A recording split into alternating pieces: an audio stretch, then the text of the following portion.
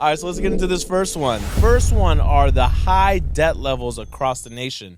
The average American household carries credit card debt around $6,270. Mind you, that's carrying over month to month. We're not saying that, you are racking up points throughout the month and then you're paying it off. These people are literally carrying this balance over month over month over month, which only continues to grow, right, as interest continues to hit it. And in most circumstances, credit cards are averaging over 20% interest. So that can become a much higher number very quickly. And that's really where credit card debt is the most damaging. It's not that you have a balance of 5,000 or 10,000. It's that balance winds up costing you a whole hell of a lot of money, eating into your free cash flow.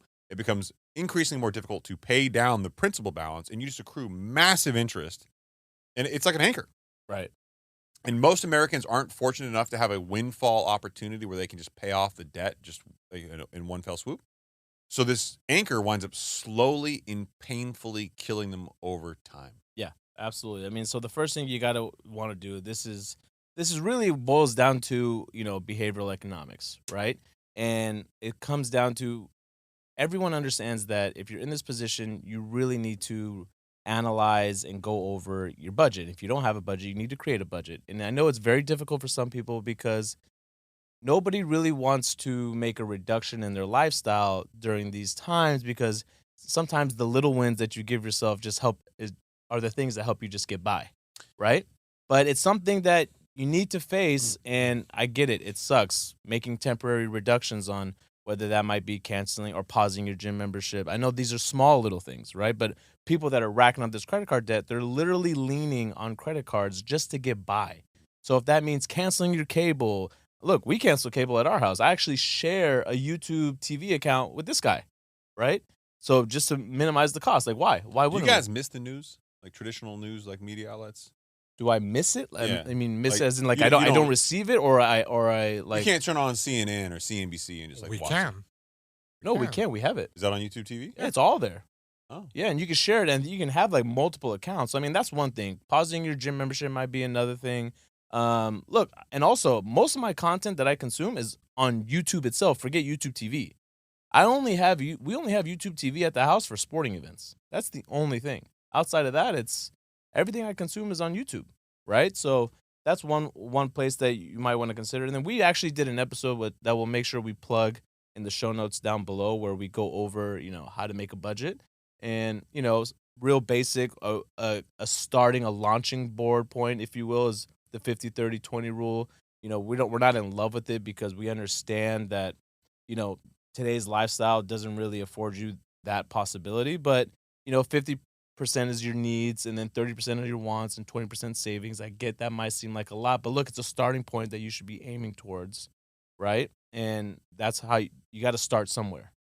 Haroon has pulled this up. This is actually interesting.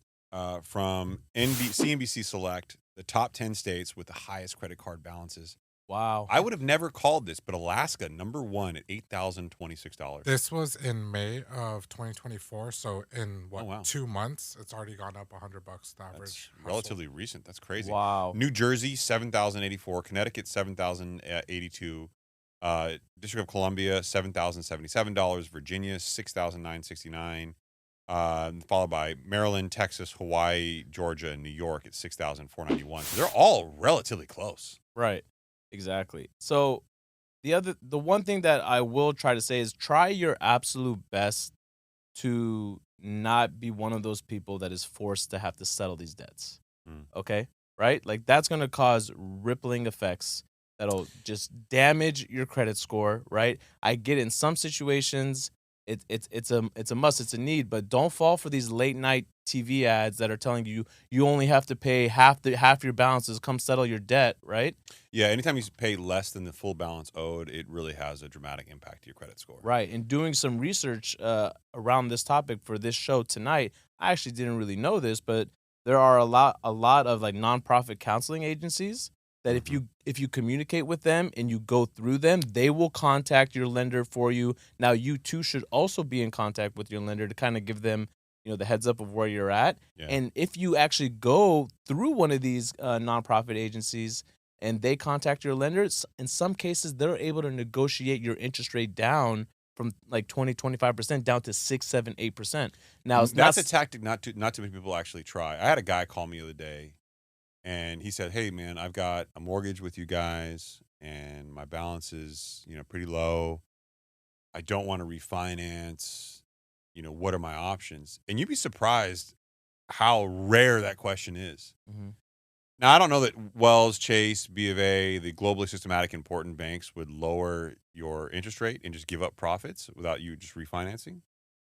But there are circumstances where you could ask a credit card company, like, "Hey, what's my rate? Like, is there a lower option here? I'm getting buried." And you'd be surprised how receptive some companies actually are or amenable they are to trying to do something to help you out, so long as you're proactive versus reactive. If you're already late on payments and you're already behind and you're already in default, generally speaking, you're not going to get there. But if you see it coming, Mhm. you may be able to work something out with your credit card company. A lot of reports have been coming out recently from banks, and what we're seeing is missed payments and late payments are actually up in Q2 of this year when compared to that of Q1. Yeah, big time. Right. So that obviously is painting out a story in and of itself of what's going on in the nation. Right. People are Mhm. still spending is up, and GDP means we're growing. Right. If spending is up, but people are missing payments and they're late on their payments. Like, Yep. what's going on exactly? And a lot of that, right, has to do with just people not making enough to get by.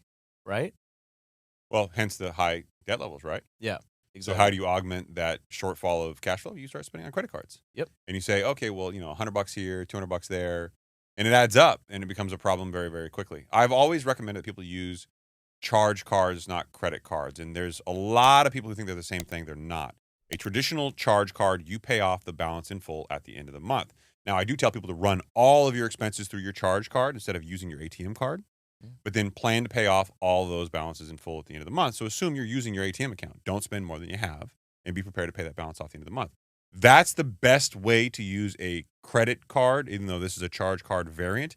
A traditional credit card, you carry the balance over. It has a high interest rate. You're not paying it off in full at the end of the month. You can use it at the same way you use a charge card, but you rack up a whole lot more interest and a lot more fees over time. Right. But it does require a lot of discipline. So make sure you got your behaviors down.